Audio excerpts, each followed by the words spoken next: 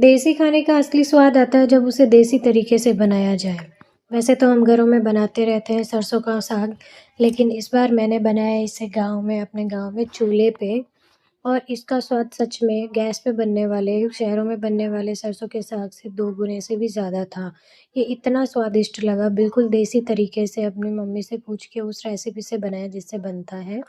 तो चलिए शुरू करते हैं बनाना। इसके लिए ये पालक और सरसों, ज़्यादा सरसों लिए, थोड़ी कम पालक लिए और उनको अच्छे से धो के काट लिया है और सीधा चढ़ा देते हैं चूल्हे पे। ये बर्तन लिया है, इसमें सीधा ही ये सरसों ही डालेंगे, पहले तड़का-वड़का कुछ नहीं, डायरेक्ट ये सरसों डाल दी है। इसमें भर के डाल देंगे, ये जब पकेगी तो कम हो जाएगी, पूरा बर्तन हम भर देंगे इसमें। ये सरसों है और पालक है, इनको पहले अच्छे से धो लिया है काट के और अब चढ़ा दिया इन्हें हाई फ्लेम में चूल्हे पे। और थोड़ा-सा डाल देते हैं पानी ताकि ये जले नहीं, चिपके नहीं।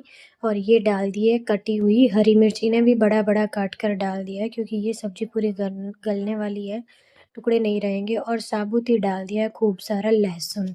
गाँव में सब्जियों में थोड़ा लहसुन ज़्यादा ही डाला जाता है, उसी हिसाब से डाला है। और अब इसको हल्का-सा हिला देते हैं और ढक्कन लगा दिया है।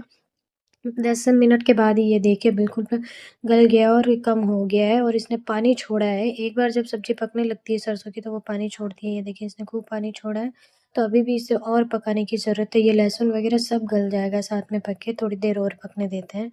अब देखिए कुछ देर बाद फिर चेक करा, अब अच्छे से ये सरसों और पालक गल चुके हैं अच्छे से, ये देखिए। बिल्कुल मिक्स सा हो गया है, जैसे कोई मिक्सर में किया हो वैसा। तो अब इसमें हम डाल देते हैं नमक। नमक अपने स्वादानुसार, 1 से डेढ़ चम्मच इसमें नमक डाल दिया है।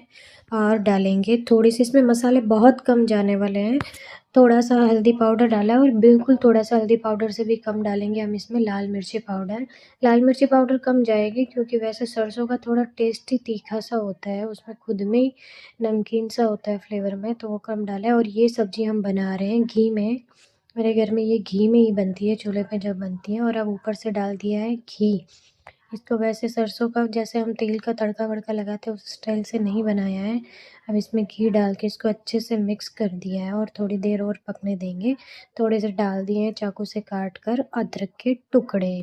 ये आप चाहे तो डालें, ना डालें तो भी चलेगा। ये देखिए ये टुकड़े डाल देंगे और इसको थोड़ी देर और पकने देंगे।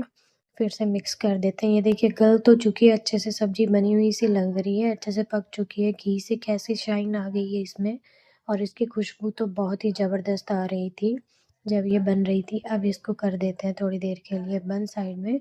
और फिर चेक किया कुछ देर बाद, अब देखिए सब चीज़ें इसमें मिक्स हो गई है, कैसी शाइन आ गई है। ये सब्ज़ी हमारी लगभग तैयार हो गई है। अब इसमें बस हमें लगाना है तड़का। तड़का भी हम घी से ही लगाएँगे, सब्ज़ी को पूरा घी में ही बनाया है। तो ये तड़का पैन ले लिया है, इसे कम फ्लेम में रख दिया है और इसमें डाल लेते हैं हम घी।